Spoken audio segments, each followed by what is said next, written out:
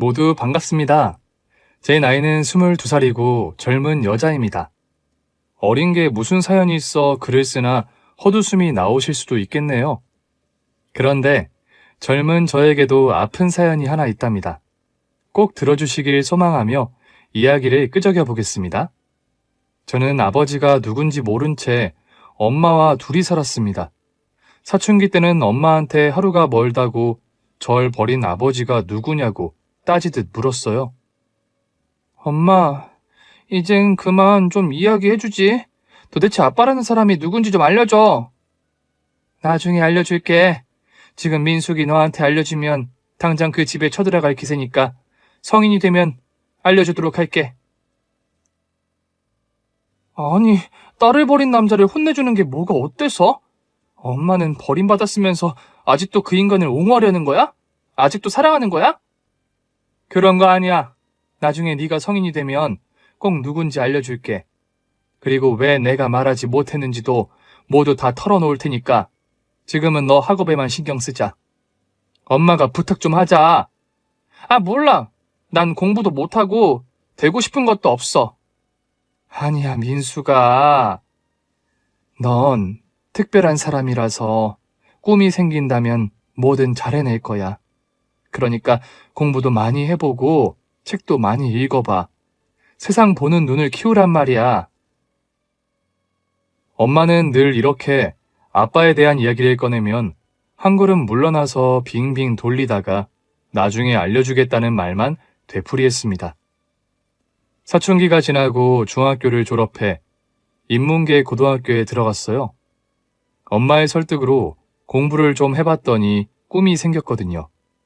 저는 학교 선생님이 되어 아이들을 가르치고 싶은 마음이 생겼답니다. 장래 희망 칸에 교사라고 당당하게 적어서 제출할 만큼 꼭 선생님이 되고 싶었어요. 그래서 중학교 말미에 공부를 좀 많이 했더니 전교에서 5등 안에 들었고 소방관을 위한 공모전에 표어를 내서 시청에서 상을 받았고 교장 선생님의 표창까지 받아서 가장 가기 어렵다는 고등학교에 당당히 합격을 했어요. 조금 철이 들어서 꿈도 생기고 뭔가를 이루어내니 엄마 말씀대로 세상 보는 눈이 달라지더라고요. 하지만 그 마음은 1년 만에 와장창 무너지고 말았어요. 엄마가 위암에 걸려 병원에 입원하게 되면서 저의 학창시절은 끝이 났답니다. 민수가, 너 학교 가라니까 왜 여기 있는 거야? 당장 나가. 엄마, 의사 선생님이 그러더라. 엄마가 이젠 얼마 못 사시니까 옆에 있어드리라고. 이렇게 아픈 엄마를 두고 공부가 되겠어? 그런 건 신경 쓰지 말고 학교에나 가. 학생의 본분이 뭐야. 얼른 나가봐. 엄마가 나를 나쁜 딸로 만들려고 하네? 엄마, 공부는 나중에도 충분히 할 수 있는 거니까 그만 좀 보채. 그리고 지금 정신 상태로 공부가 되겠어?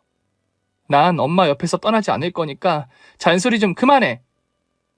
엄마는 저에게 미안하다며 흐느끼며 울었습니다. 가난한 엄마 밑에서 제대로 크지 못한 너에게 미안하다. 부모 잘 만났으면 우리 민숙이의 인생은 달랐을 텐데.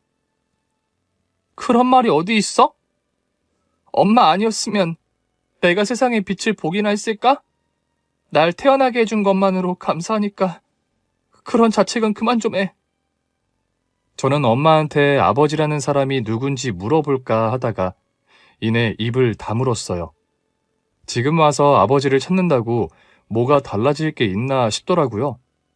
처자식을 버리고 떠난 사람이니 어디서 벌받고 시궁창 인생을 살고 있으리라 생각하고 아버지에 대한 궁금증을 기억해서 완전히 지워버렸습니다. 엄마는 몇 주의 시간을 버티다가 곧 영원히 눈을 감게 되었어요. 마음의 준비를 하고 지내와서 그런지 엄마의 장례식장에서는 그리 많이 울지는 않았답니다. 엄마가 남기고 간 건 아무것도 없었어요. 가난한 인생을 살고 있어서 보험금을 제대로 내지 못해 혜택을 받을 수 없는 건 물론이거니와 엄마의 수술비와 입원비에 빚만 남았답니다. 그런데 그건 엄마의 유산 상속 포기를 하면서 제가 갚아내지 않아도 상관없게 되었어요. 그나마 잘된 일이었죠. 엄마와 둘이 살던 월세방을 정리하고 고시텔로 이사 가려는데 상자 하나를 발견했어요. 처음 보는 물건이었는데 열어보니 엄마가 소중하게 간직하던 유품이었답니다. 그 안에는 제가 아기 때부터 지금까지의 모습이 담긴 수백 장의 사진이 있었고 저와 엄마가 주고받았던 작은 쪽지와 편지들이 모여 있었어요. 그런데 처음 보는 목걸이 하나가 있었어요. 비싸거나 예쁜 건 아니었지만 뭔가 의미가 있는 목걸이 같았습니다. 그냥 끈으로 된 줄에 동그란 은색 동전 같은 쇠가 달려 있었는데 이니셜이 새겨져 있더라고요. HJ 하트 TH라고 말이죠. HJ는 엄마의 이름인 희정을 뜻하는 것 같았고 하트 옆에 TH라는 이니셜의 주인은 누군지 알 수 없었죠. 무엇을 뜻하는 목걸이인지 대충 알 것 같았어요.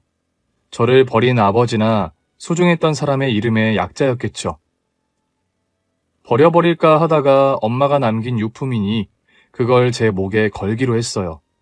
그랬더니 묘하게 엄마의 향기와 영혼을 제 목에 걸어둔 기분이 들었답니다. 엄마가 세상을 떠나고 홀로서기를 하게 되었는데 가진 돈이 없고 당장 학교를 다닐 수 있는 사정이 되지 못했어요. 솔직히 말해서 학교 다닐 여유 따위는 없었습니다. 고시텔에 옮겨 새 인생을 시작하는데 돈을 벌지 않으면 바로 길바닥에 나앉아야 할 상황이니 학교에 자퇴서를 냈습니다. 1년 동안 패스트푸드점에서 알바를 하고 만 18세가 되었을 땐 공장에 지원서를 내서 기숙생활을 하게 되었답니다. 숙박비를 아끼면서 돈을 모을 수 있게 되었죠. 공장에서 먹고 자면서 주야간을 교대하며 좀비처럼 일했어요. 일이 고되고 힘들어서 다른 건 아무것도 하지 못했답니다. 그렇게 20살이 되자 저에게 재밌는 일이 벌어졌어요. 화장을 해본 적도 없고 옷을 예쁘게 입어보지도 못했는데 제 또래의 남자가 저를 좋아한다는 충격적인 고백을 했답니다. 눈곱만 떼고 일을 했는데 도대체 어느 모습에 반했다는 건지 이해가 되지 않았죠. 공장에 엔지니어로 들어온 그는 여러 공정을 돌며 기계를 손보는 일을 했는데 저와 마주치는 날이 많아서 그런지 사랑 고백을 했답니다. 처음엔 대충 알겠다고 대답하고 무시해버렸는데 매일 반복되는 대쉬에 공장 밖에서 만나보기로 했어요. 김대리님, 제가 왜 좋으세요?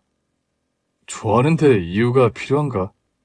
난 민숙 씨를 보면 그냥 행복하고 좋아요. 그뿐이에요. 전 돈 벌어서 나중에 대학도 가야 하고 꿈도 이뤄야 해요. 그러려면 남자 같은 건 걸림돌이라 피해야 한다고요. 무슨 말인지 알겠어요? 그건 좀 억지 같네. 내가 민숙 씨한테 걸림돌이 될지 디딤돌이 될지는 두고 보면 알지 않을까요? 나 절대로 민숙 씨 포기하지 않을 거예요. 디딤돌이라? 모르겠어요. 생각할 시간을 주세요. 그럼요. 얼마든지 기다릴 거고 싫다고 거절해도 계속 들이댈 겁니다. 우리 공장에서 이미 저희 둘의 소문이 쫙 퍼진 거 아시죠? 민숙 씨는 저 아닌 다른 남자랑 못 만나게 할 겁니다.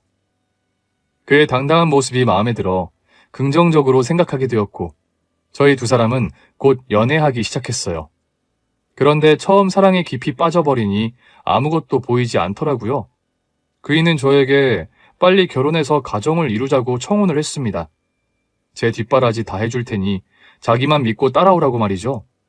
남편 집안이 부자라고 하면서 자세한 이야기를 듣다 보니 그 일을 놓쳐서는 안 된다고 판단했어요. 사랑과 꿈 모두를 이루기로 결심했죠. 그래서 예비시댁에 인사를 갔는데 집이 으리으리하더라고요. 담장이 제 키의 2배나 높았고 넓은 마당도 있었어요. 집 안에 들어가 봤더니 부자라고 써붙여 놓은 것처럼 매우 화려하고 깔끔했어요. 그이의 말은 모두 사실이었고 저도 이 남자를 잡으면 인생의 희망이 될 것이라 믿어 의심치 않았습니다. 아가씨가 고아라고 혈혈단신이야? 네? 아, 네네. 엄마가 몇 년 전에 돌아가셨어요. 그래서 혼자가 됐고 공장에 취업하게 됐죠. 그럼 부친은 어떻게 돌아가셨나? 사실 친부의 생사를 모릅니다. 얼굴도 모릅니다. 본 적이 없거든요. 아, 그런 거야? 미혼모의 딸이라 이거네. 가엾게 자랐구만. 난 집안이나 학력 같은 거 따지는 사람 아니야. 내 아들이 좋다고 하면 그걸로 허락할 거라고. 아가씨 솔직히 말해봐. 내 아들하고 왜 결혼하려는 거지? 그야 당연히 오빠를 사랑하기 때문이죠. 그리고 집이 잘 살아서 꼭 잡고 싶던 거지? 그런 거라면 아주 잘 잡았어. 나와 내 남편이 투자꾼들 중에서 으뜸이거든. 돈이라면 원 없이 벌 수 있는 능력자란 말이야. 아버님, 어머님이 대단하신 분이군요. 이런 집안에 인사를 오게 되어 영광으로 생각합니다, 어머님. 그래, 우리도 대단한 걸 잘 알고 있지. 나랑 살아보면 더 대단하다는 걸 알게 될 거야. 아하, 내가 이 말을 깜빡했네. 내 아들하고 결혼하려면 우리랑 같이 살아야 해. 우린 다복하게 사는 게 꿈이거든. 그리고 내 아들이나 자네나 20대 초반이니 아직 신혼집에서 둘이 살게 하는 건 안 좋을 것 같아. 내가 아가씨를 최고의 며느리로 키워주고 공부까지 뒷바라지 해줄 테니까 우리 집에 들어와서 살아. 어때? 결정할 수 있겠어? 네, 그럼요. 사실 시집살이는 당연히 예상했어요. 저나 오빠나 아직 결혼할 자금도 없고 나이도 어려서 어른들의 그늘 밑에서 지내고 싶었습니다. 아버님, 어머님께 많이 배우며 살아보겠습니다. 아가씨가 어리지만 꽤 현명하네. 좋아, 이 결혼 바로 진행하도록 하지. 예식장은 최고급 호텔에서 올릴 거야. 그리고 민숙 씨는 그만 일을 그만둬. 신부 수업이랑 공부를 해야 하니까.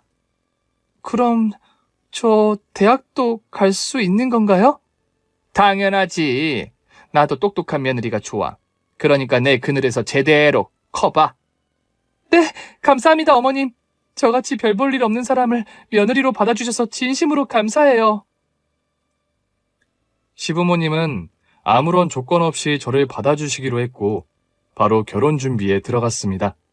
저는 공장을 그만두고 결혼 준비와 공부할 책을 구하러 다녔어요. 틈틈이 공부해서 수능 시험을 치를 계획을 세웠죠. 그런데 결혼식 한 달 전에 시부모님이 투자를 잘못해서 집안이 망해버렸답니다.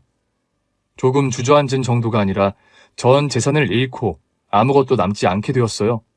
대저택 시댁은 방 2칸짜리 월세 빌라로 이사했습니다. 저는 많이 놀라고 당황스럽긴 했지만 남편과의 결혼은 포기하고 싶지 않았어요. 오빠네 집안이 크게 잘못된 거 그럴 수 있다고 생각해. 돈 같은 건 우리가 열심히 일해서 벌면 되니까 문제될 것 없어. 그래? 정말 그렇게 생각해? 이야, 역시 내가 여자를 잘 만났네. 민수가, 오빠가 열심히 일해서 뒷바라지 해줄게.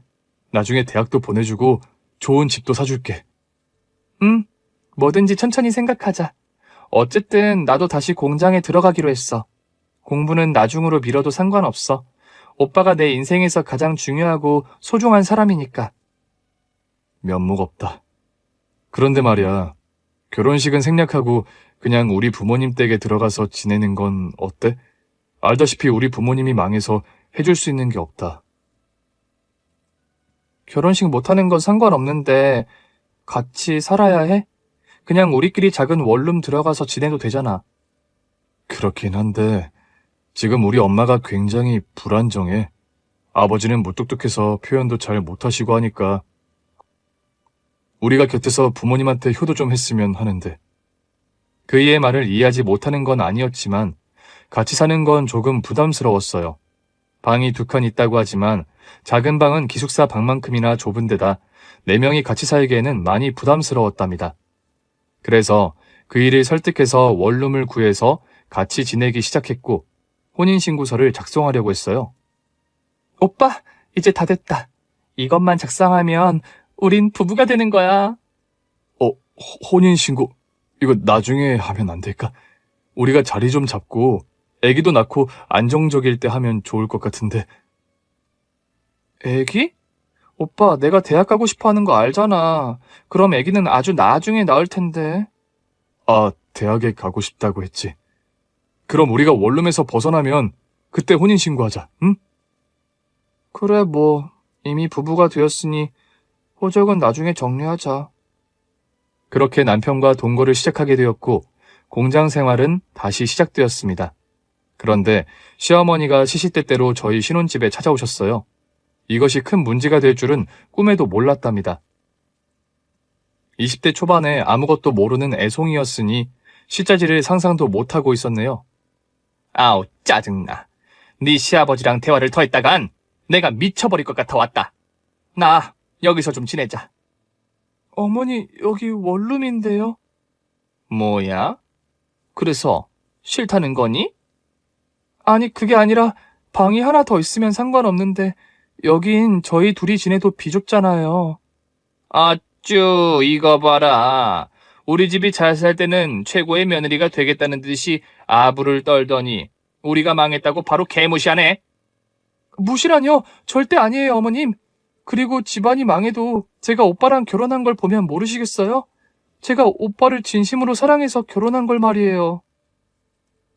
웃기고 있네. 너 아직 우리 집안이 다시 일어설 거라 기대해서 붙은 거잖아. 콩고물이든 뭐든 떨어지겠지 하고 버텨보려는 생각인 거 내가 모를 것 같아? 야, 내가 예전 같았으면 너 싸대기 날리고 쫓아내버렸어. 그런데 내 아들이 좋다고 해서 참고 있는 거라고. 어머님, 제 말이 기분 나쁘셨다면 사과드릴게요. 그래도 원룸에서 셋이 같이 지내는 건 좀 무리가 있어 보입니다. 이게 어디서 명령이야? 내가 살겠다고 하면 사는 거야. 너 안 되겠다. 오늘부터 내가 신부 수업 좀 해야겠어. 당장 12첩 반상으로 밥 차려와. 이 시어머니가 배가 고프니 맛깔나게 차리라고. 12첩이요? 어머님, 저희 국 하나 끓여서 이틀씩 먹으면서 아끼고 있어요. 그런데 어떻게... 얘가 왜 이래? 야, 나 이붕진이야. 내가 마음만 먹으면 한 달 안에 다시 일어설 수 있다고. 내가 왕년에 삼시세끼에 금가루 뿌려 먹던 여자라고. 어머님, 그럼 성의껏 차려볼게요. 그리고 여기서 지내시겠다면 그렇게 하세요. 이제야 말이 좀 통하네. 너 잘 기억해라. 내가 금손이야. 투자꾼들 중에 내 감을 따라올 자는 없다고. 조만간 삼성동에 저택을 마련하는 걸 잘 봐라. 시어머니는 쫄딱 망했는데 아직 현실을 직시하지 못하고 계속 왕년 이야기를 하시다가 곧 엄청난 부를 누리게 될 거라는 말을 쉼없이 하셨습니다. 결국 시어머니는 일주일 동안 저희 신혼집 원룸에서 지내다가 시아버지한테 돌아갔어요. 두 분이 화해해서 간 건 아니고 저희 원룸에 공사가 있어 물이 단수가 되자 뒤도 돌아보지 않고 나가시더라고요. 물이 안 나와서 불편하긴 했지만 공사 덕분에 시어머니의 잔소리에서 해방되었습니다. 남편과 저는 1년 동안 원룸에서 살면서 공장에서 열심히 일했어요. 저와 남편은 그동안 둘이 번 돈으로 방 2칸짜리 전세로 이사 가려고 했죠. 그런데 시어머니가 어떻게 아셨는지 저희 원룸에 찾아오셨어요. 너희 돈 좀 모았지? 그거 나한테 좀 빌려줘라. 네? 어머님, 저희 이사 가려고 해요. 방 2칸짜리로 가려고요. 예, 그래 봐야 전세잖아. 자가로 가는 거 아니면 그냥 여기서 지내는 게 낫다. 내가 멋들어진 집을 해줄 테니까 이사 생각은 접어라. 그리고 너희가 모은 돈을 나한테 좀 빌려줘봐라. 내가 투자해서 10배로 불려줄 테니까. 아니지, 6개월 안으로 대저택을 다시 돌려받아서 궁전 같은 곳에서 살게 해줄게. 어머님, 저는 일확천금이나 불로소득은 마음에 내키지 않아요. 땀 흘려 벌어서 차곡차곡 올라가는 게 좋을 것 같습니다. 죄송하지만 돈은 드리지 못하겠어요. 어머나, 얘 말하는 거 봐라. 언제 내 머리 위에 앉은 거냐?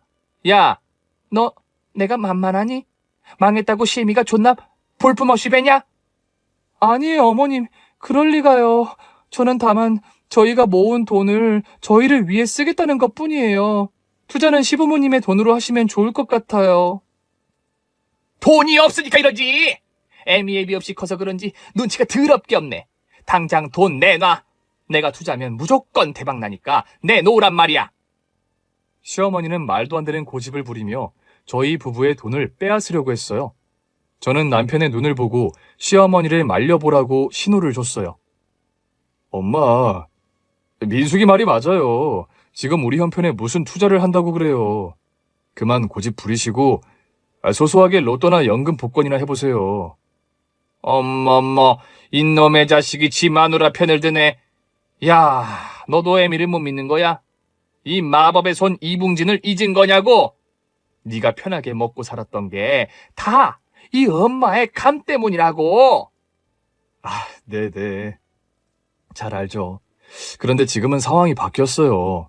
우리 집안은 돈 한 푼 없다고요. 저희 부부가 번 돈을 달라는 건 좀 그렇지 않은가요? 하, 이것들이 세트로 까부네. 야, 더러워서 니들 돈 안 받는다. 더럽고 안 입고 와서 줘도 안 받아. 시어머니는 그렇게 호통을 치고 떠나셨습니다. 화가 많이 나고 저를 많이 미워하실 것 같았는데 그래도 제가 고생해서 수년 동안 모은 돈을 그렇게 날리는 것보다 나았으니 잘한 결정이고 현명한 판단이라 확신했죠. 그래서 얼마 뒤 전세 계약을 하고 이사 가기 전에 공장 야간 근무에 걸리게 되면서 남편에게 통장을 넘겨주었어요. 그리고 며칠 뒤 얼마 안 되는 이삿짐을 싸고 있었는데 남편이 머리를 극적이며 당황한 표정을 짓더라고요. 당신 왜 그래? 무슨 할 말 있어? 그게 말이야. 사실은 전세 빌라 계약 취소하고 그 돈을 엄마한테 드렸어. 뭐? 당신 미쳤어? 내 전 재산을 다 줬단 말이야? 그럼 어떡해. 투자 안 해주면 자식이고 뭐고 안 보고 살겠다고 하는데. 내가 미쳐? 당신 제정신이야? 우리가 공장에서 개고생해서 번 걸 왜 어머님 주머니에 넣어드려? 왜 밑빠진 독에 물을 붓냐고. 잠깐, 당신 좀 말이 심한 것 같다. 우리 엄마가 투자의 신인데 당신이 뭘 한다고 그렇게 말해? 투자의 신이건 투자의 하나님이건 우리 돈으로 투자하는 건 아니지. 안 되겠다. 당신 돈은 못 받더라도 내 돈은 돌려받아야겠어. 이 여자가 왜 이래? 야, 너 우리 집이 잘 살 때는 고분고분하게 굴더니 망하니까 다들 네 밑으로 보이냐? 우리 엄마는 한다면 하는 사람이야. 잔말 말고 가만히 있어. 난 그렇게 못해. 내 돈을 돌려받고 말 거야. 저는 남편과 대판 싸우고 시댁으로 달려갔습니다. 시부모님은 집안에서 침울하게 앉아있더군요. 어머님, 제 돈 주세요. 남편 돈은 뭐라 하지 않을 테니 제가 모은 돈은 돌려주세요. 돌려줄 돈이 없다. 벌써 투자했어. 그리고 그 사기꾼이 내 돈을 들고 튀었다. 뭐라고요? 사기를 당했다고요? 어머님 아니죠? 지금 돈을 돌려주기 싫어서 거짓말하는 거죠? 얘가 왜 불난데 와서 기름을 붓고 지랄이야! 안 그래도 기분이 더러운데 왜 보태고 난리냐고! 어머님, 이건 아니죠. 어떻게 저 몰래 제 돈을 가져다 쓰시고 그 돈을 사기당하고 저한테 이런 식으로 대하시면 안 되죠. 그럼 내가 너한테 잘못했다고 무릎이라도 꿇어야 하냐? 야, 조만간 다른 데 투자해서 원상 복구에 100배로 대박 터뜨릴 거니까 아가리 싸물고 나가. 어머님 정말 너무하세요. 그 돈은 제가 고등학교 자퇴하고 줄곧 모아온 돈이라고요. 그래 봐야 3, 4년밖에 안 되잖아. 누가 들으면 수억 원을 준 줄 알겠네. 야, 나 이붕지는 투자계의 봉준호야. 감이 남다르다고. 그러니까 기다려. 입 다물고 기다리란 말이야. 저는 몇 번이고 돈을 돌려받을 수 있는 방법이 없느냐고 물었고 시어머니는 딱 잡아서 돈 없으니 꺼지라고 하셨어요. 진짜 화가 나서 미칠 것 같았지만 대화가 통하지 않아서 시댁에서 나와버렸습니다. 그날 이후 남편과 말없이 일상을 보냈어요. 제 화가 쉽게 누그러질 리가 없으니 그이가 꼴보기 싫어서 신경질적으로 지냈습니다. 민수가, 엄마가 그렇게 사기당할 거라고는 생각 못했어. 내가 미안해. 벌써 사과만 100번을 넘게 했잖아. 이게 사과한다고 그냥 넘어갈 일이 돼? 그럼 나더러 어쩌라고. 이 여자가 가만 보면 속물에 계산적인 게 확 드러나 보이네? 당신, 내가 부잣집 아들일 때는 좋아 죽더니 이런 꼴이 되니까 웃음냐? 그놈의 과거 이야기 질려버린다. 제발 그만해. 왕년 이야기 꺼내는 것 좀 그만하란 말이야. 야, 네 돈은 꼭 돌려줄게. 그러니까 그만 좀 난리치고 좀 사는 것처럼 지내자. 아유, 짜증나. 제가 조금 신경질적이었다고 그이는 도리어 저에게 문제가 많고 속물이라는 소리를 거침없이 하더라고요. 솔직히 아주 아니라고는 못하겠지만 그래도 망한 시댁을 문제 삼지 않고 마음 가는 대로 사랑하는 사람과 결혼을 했으면 그렇게 속물은 아니지 않나요? 하여튼 저는 다시 돈을 모으기 시작했고 얼마 뒤 남편과 대화하기 시작했어요. 제가 먼저 아무 일 없다는 듯이 대하니 그이도 눈치가 있었는지 여느 신혼부부처럼 잘 지내게 되었습니다. 전 재산을 잃고 분노했다가 잊어버리기까지 몇 주의 시간이 걸렸고 떠난 돈을 생각하지 않기로 하고 열심히 살다 보면 길이 보이리라 믿었습니다.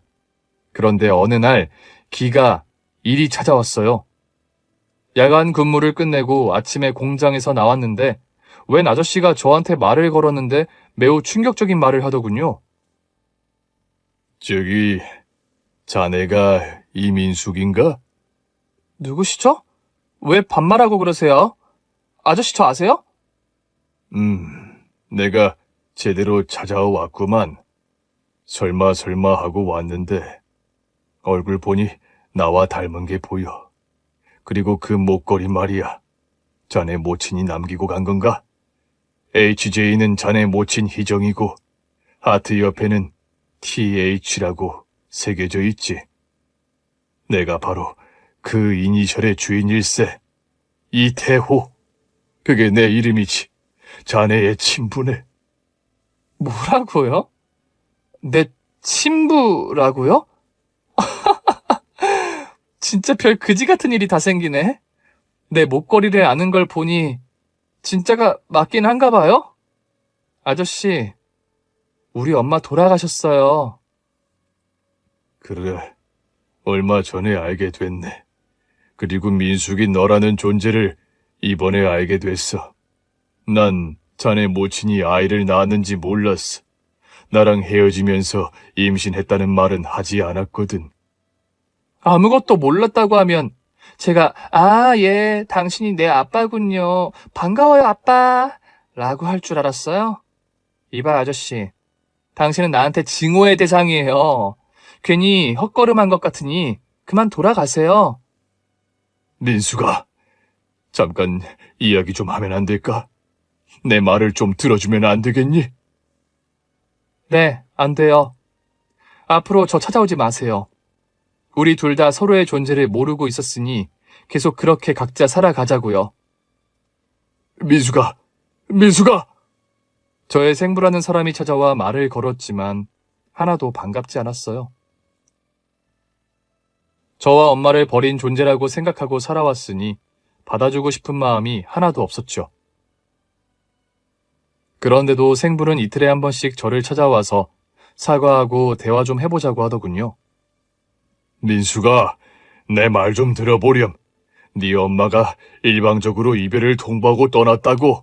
난 네 엄마랑 결혼하려고 했는데 전화로 통보하고 사라져버렸단 말이야. 그래요. 그렇게 사라졌으니 잊고 지내셨겠죠. 그런데 엄마가 괜히 아저씨를 떠났겠어요? 분명히 무슨 이유가 있었을 거라 확신합니다. 아저씨가 나쁜 사람이거나 몹쓸 사람이라서 그런 걸 수도 있다고요. 그래. 내가 나쁜 놈이었나 보다.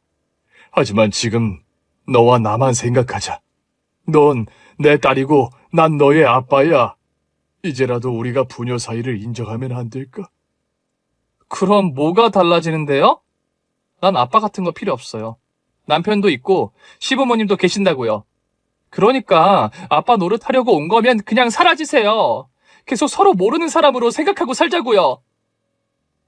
그렇게 여러 번 생부를 거부했더니 저를 찾아오지 않았답니다. 역시나 사람 버리는 걸 쉽게 생각하는 사람 같았죠. 눈에 안 보이니 생부의 생각은 금세 잊혀졌습니다. 저희 부부는 하루하루 바쁘게 살아가며 일하는 시간을 늘렸어요. 잔업까지 해야 월급다운 월급이 나오니 휴일에도 특근을 자청했답니다.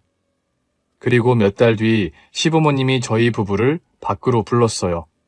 할 말이 있다면서 고깃집에서 밥이나 먹자고 하더군요. 자, 오늘은 이붕진 여사가 한우를 쏠 테니 많이들 먹어라. 어머님, 갑자기 소고기요? 무슨 좋은 일 있으세요? 내가 사채를 끌어서 투자를 좀 했더니 대박이 났다. 따따블로 불려서 조만간 자리를 잡을 것 같아. 사채를 써서 투자를 하셨다고요? 얘가 왜 놀라고 그러니? 야, 빚도 재산이라는 말 못 들어봤냐? 원래 돈을 벌려면 돈이 있어야 하니까 말이야. 아, 그렇군요. 어머님 축하드려요. 그럼 저희한테 가져갔던 돈을 돌려주실 수 있나요? 뭐? 아, 짜증나. 넌 아직도 그 얘기냐? 그 몇 푼을 못 잊어서 지금 내 기분을 망치려고 하니? 진짜 더럽고 치사한 년이네. 그래, 내가 줄게. 돌려준다고. 이 애비 없이 자라 애미 돼진 잉여년아! 어머님 말씀이 지나치세요. 저는 그저 제 돈을 돌려받고 싶어서 이러는 거잖아요. 이 썩을 이기주의자야. 한 식구끼리 네 돈 내 돈이 어딨냐? 아이고, 그깟 몇 천만 원 좀 썼다고 더럽게 유난 떠네. 내가 네 돈은 안 떼어먹을 테니까 걱정하지 말아라. 죄송해요. 제가 힘들게 모은 돈이라 쉽게 잊혀지지가 않아요. 기분 상하셨다면 사과드릴게요. 그러자 남편이 분위기를 풀려고 하더군요. 아, 엄마, 그만하세요. 투자 잘 됐으니 걱정할 게 없잖아요. 자자, 오랜만에 한우 좀 먹어봅시다. 저는 눈을 내리깔고 밑반찬만 집어먹다가 분위기가 조금 풀어졌을 때쯤 소고기를 젓가락으로 잡았습니다. 그런데 시어머니가 화가 덜 풀렸는지 저에게 소리를 꽥 하고 질렀어요. 야! 너는 비싼 하늘을 두 점이나 잡은 거냐? 이거 아주 욕심이 그득한 년이네. 하늘을 보면 열을 안다고. 네가 얼마나 계산적이고 속물인지 확실히 알겠다, 이년아. 어머님, 저 지금 처음으로 고기 집었어요. 너무하시는 거 아니에요? 너무하긴 뭐가 너무해? 네가 우리 한 식구로 생각 안 하니까 나도 네 년이 처먹는 게 아까워서 이런다. 어쭈, 이게 어딜 노려보고 있어? 눈 안 까라. 저는 소고기 2점을 집었다가 온갖 욕을 먹고 화가 나서 젓가락을 내려두고 밖으로 나가려고 자리에서 일어섰습니다. 너 지금 뭐하냐? 한 소리 들었다고 일어난 거야? 애비가 출타하고 애미 돼진 년들은 다 너처럼 싹수가 누렇냐? 어머님, 그만하세요. 저도 감정이 있는 사람이에요. 감정이 있어? 오냐? 내가 오늘 니년한테 감정이 뭔지 보여주마! 시어머니는 제 머리채를 잡더니 귀싸대기를 날렸습니다. 저는 2대 맞고 이건 아니다 싶어서 반격했어요. 시어머니를 두 손으로 밀었더니 식당 바닥에 넘어졌답니다. 그러자 시아버지와 남편이 분노하면서 저를 공격하더군요. 남자 둘에게 힘으로 제압당해서 먼지나게 얻어 터졌답니다. 제가 몸을 움츠리고 있자 시어머니가 다시 머리채를 잡더니 사정없이 따귀를 날렸어요. 다시 되들어봐. 아까처럼 또 나를 밀어보라고! 어머님, 그만하세요. 제발 그만 멈추라고요. 저는 사정없이 계속 밟히고 있었는데 식당 손님의 신고로 경찰들이 찾아왔답니다. 만신창이가 된 저에게 시어머니를 떨어뜨리더니 시댁 식구들과 저는 경찰서까지 함께 끌려갔어요. 저는 너무 아파서 치료하러 보내달라고 했는데 경찰이 손가락질을 하며 말하더군요. 며느리가 시어머니를 밀어서 넘어뜨렸다니. 요즘 세상이 말세네. 이 여자야, 왜 시어머니한테 그따위 짓을 한 거야? 그리고 당신 시어머니가 고소해서 벌써 검찰 송치됐어. 네? 저를 고소했다고요? 나 참 기가 막혀서 얻어 터진 건 저인데 제가 고소당했다는 말이에요? 그럼 저도 고소하겠어요. 그래 봤자 당신은 시어머니를 공격한 폐륜으로 불리해. 그냥 엎드려 절에서 사과하고 보상해드려. 아저씨 지금 저한테 반말로 훈계하시는 거예요? 경찰이 왜 한쪽 편을 들면서 이런 소리를 하시는 거죠? 이 어린년이 아직도 똥이랑 된장을 구분 못하네. 그냥 납작 엎드려 빌어서 고소 취하하는 게 현명하다니까. 하지만 저는 숙일 생각도 없었고 시어머니가 고소했다고 하니 똑같이 맞고소해서 끝장을 볼 생각이었습니다. 온 식구가 48시간 동안 경찰서에 있었고 검사가 한 명 나타났습니다. 그 남자는 저를 따로 조서실로 부르더군요. 민숙 씨, 서울지검 박동훈 검사입니다. 전 잘못한 거 없어요. 얻어 터지다가 시어머니를 밀어낸 것뿐이라고요. 알고 있습니다. 아무 죄 없다는 거 알아요? 그리고 민숙 씨 아버님한테 연락 받았습니다. 저는 민숙 씨를 도우러 왔습니다. 아버님? 저 아빠 없는데요? 아직 용서가 안 되셨나 보군요. 제가 간략히 말씀드릴게요. 아버님과 민숙 씨 어머님이 연애하던 중 민숙 씨 조부모님이 반대를 하셨어요. 임신한 걸 숨기고 떠나라고 겁을 주면서 어머님을 사라지게 한 겁니다. 아버님은 이 사실을 모르고 있었고 그냥 결혼하고 싶은 여자가 이별을 통보하고 떠난 줄 알고 있었어요. 그 이야기를 왜 꺼내는데요? 제 생부가 뭐 대단한 사람이라도 됩니까? 네, 고위직에 계신 분입니다.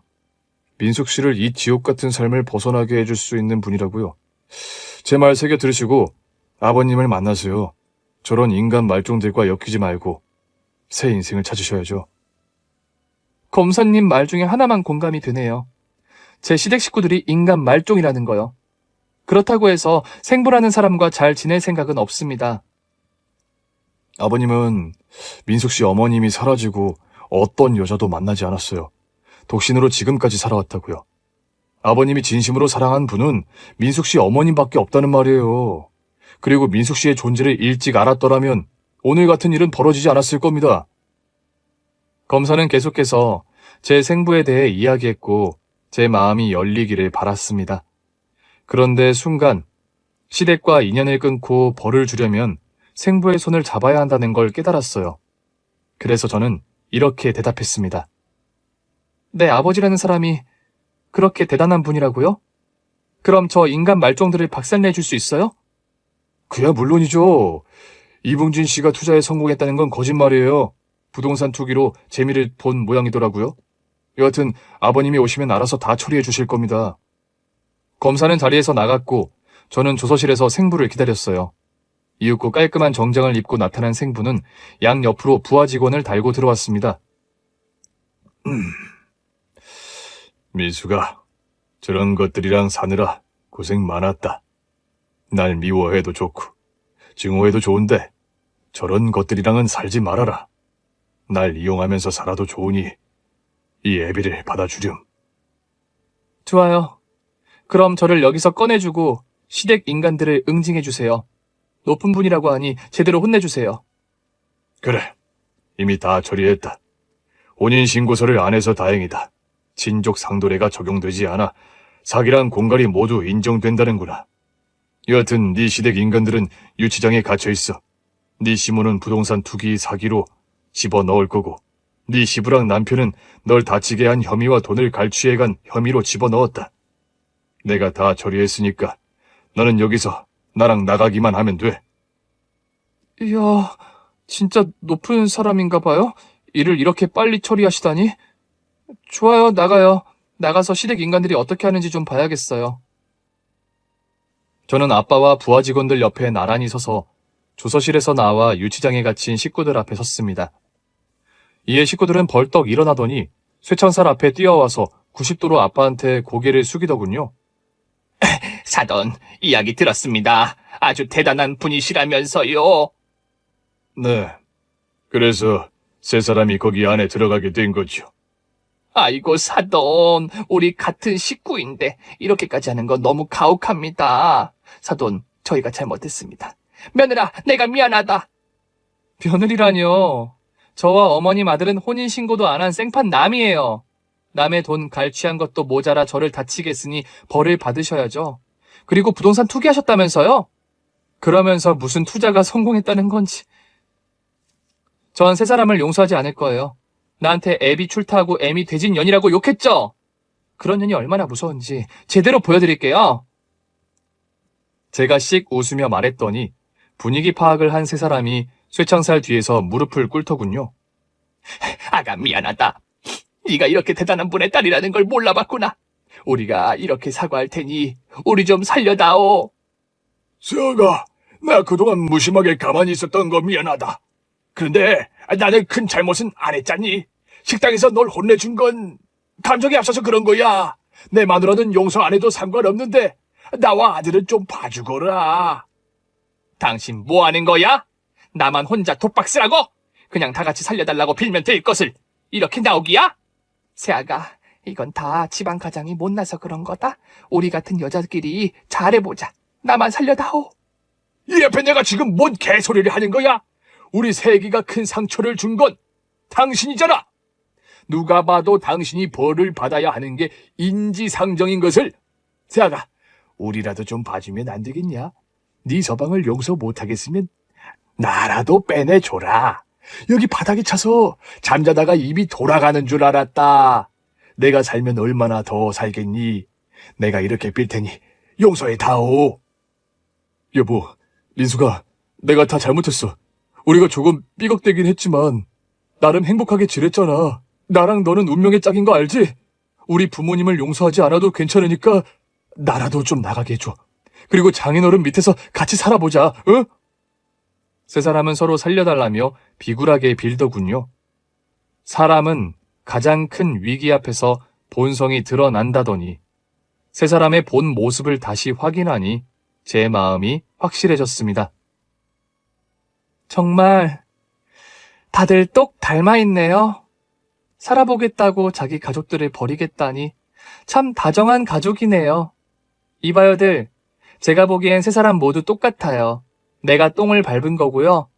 어머님, 아버님, 그리고 여보, 인생의 빨간 줄 긋고 개과천선하고 살길 바래. 교화가 될지는 모르겠지만 감옥 가서 고생하면서 살아봐. 아가, 민수가, 내가 너의 엄마가 되어줄게. 제발 이러지 마라. 이 아줌마 정말 가지가지하네. 당신이 내 엄마가 되어준다고? 아줌마 며느리 출타했어. 이제 끝났으니까 니들 얼굴 볼 일 없다고. 아가, 새아가, 민수가, 내 딸 민수가, 제발 용서해다오. 제발 그냥 가지 마. 그냥 안 가요. 마지막 선물을 주고 떠나야죠. 퇴. 저는 세 사람 면상에 침을 뱉었습니다. 세 사람은 얼굴을 닦으며 아무 말도 하지 못하더군요. 그리고 제가 돌아서자 세 식구는 다시 애원하며 저를 불렀습니다. 쇠창살 사이로 팔을 뻗어가며 살려달라고 빌고 빌었죠. 하지만 저는 굳게 마음을 먹어서 뒤를 돌아보지 않았습니다. 그리고 아빠의 고급 외제차에 올랐습니다. 운전기사까지 있는 걸 보니 진짜 대단한 분인 것 같더라고요. 민수가, 시댁의 짐은 그냥 버려라. 아빠가 집이랑 차랑 다 새로 해줄 테니까 살고 싶은 곳이 있으면 골라봐라. 정말로 제가 원하는 거 다 들어주실 수 있어요? 그럼 물론이지. 내 피부치는 세상에 너 하나뿐이야. 이제부터는 모든 걸 누리면서 살아봐라. 그럼 저 대학 보내주세요. 집이랑 차는 필요 없고 공부할 수 있게 지원만 해주세요. 그래. 그럼 바로 책부터 사러 가자. 그래서 저와 생부는 서점에 가서 수능 준비할 책들과 문제집을 샀어요. 이왕이면 제대로 공부해보려고 기숙학원에 들어가기로 했답니다. 정말 여기서 지낼 수 있겠니? 이 정도면 저한테 궁전이에요. 엄마랑 둘이 얼마나 치열하게 살았는지 알면 그런 말씀 못 하실 거예요. 그래. 내가 미안하다. 다 미안해. 그럼 공부 열심히 하고 간간히 연락하자꾸나. 제가 모난 성격이라 친절하게 말하지 못하는 걸 이해해 주세요. 아니야. 뭐가 나긴. 이 애비를 받아준 것만으로도 고맙다. 얼마든지 화내고 투정 부려도 좋아. 뭐 하나만 물어볼게요. 진짜 엄마가 저를 임신한 걸 몰랐어요? 이별 통보하고 자취를 감춰버려서 아무것도 몰랐다. 나의 부모님이 강요해서 도망친 거지. 이것 또한 내 탓이야. 미안하다. 말끝마다 미안하다고 하시네. 됐어요. 이젠 다 알게 됐으니까 아빠 딸로 지내볼게요. 방금 아빠라고 했니? 그럼 아빠를 아빠라고 부르지 할아버지라고 부를까요? 아니다. 듣기 좋구나. 아빠가 필요하면 언제든 불러라.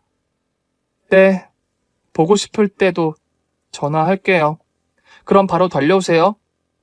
저는 아무런 잘못이 없는 아빠한테 못되게 구는 걸 그만두기로 했어요.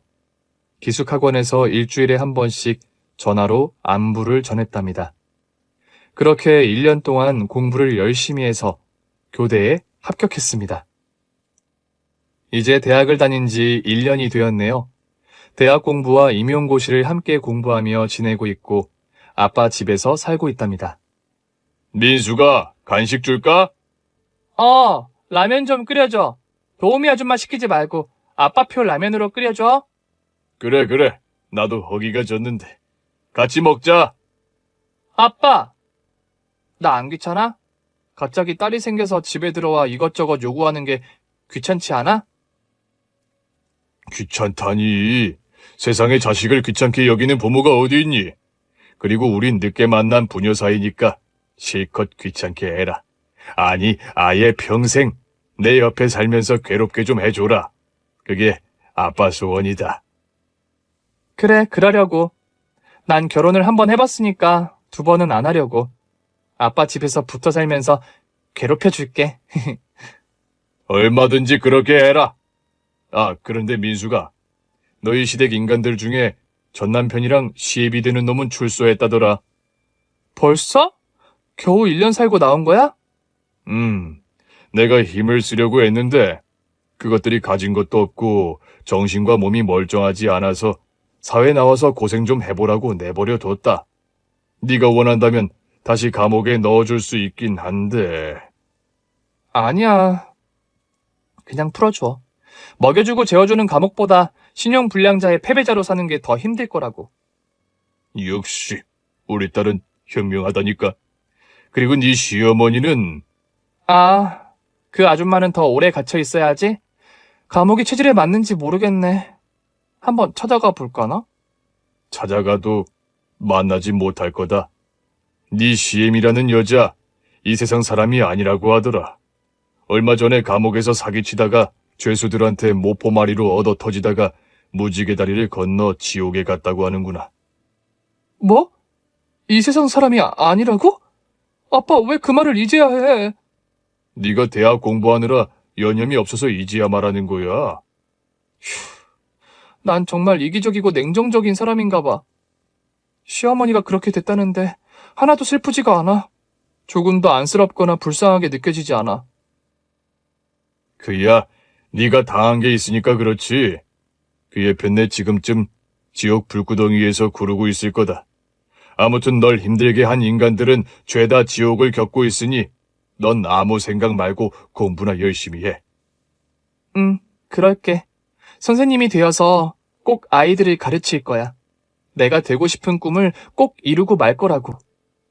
아빠를 통해 시댁 식구들의 최후를 듣게 되자 이상하게 공부가 더 잘 되더라고요. 결혼 생활하며 당했던 사건들이 하나도 떠오르지 않아 스트레스를 받지 않았어요. 제가 아빠라는 존재를 만나게 되면서 복수도 성공하고 새로운 인생을 선물 받게 되었네요. 앞으로는 평범하면서 특별한 사람이 되도록 노력할 것이며 좋은 선생님이 되는 꿈을 이루도록 노력할 것입니다. 지금까지 저의 사연을 들어주셔서 감사해요. 혹시 저처럼 고생하고 하고 싶은 공부를 못하고 돈 버는 데에 여념이 없는 분들께 큰 위로가 되었길 바랍니다. 그럼 여기서 마무리할게요. 모두 안녕히 계시고 좋은 하루 보내세요. 감사합니다. 오늘 준비한 사연은 여기까지입니다. 재미있게 들으셨다면 구독과 좋아요, 알림 설정까지 눌러주세요. 그럼 저는 다음 사연으로 찾아뵐게요. 오늘도 건강하고 행복하세요.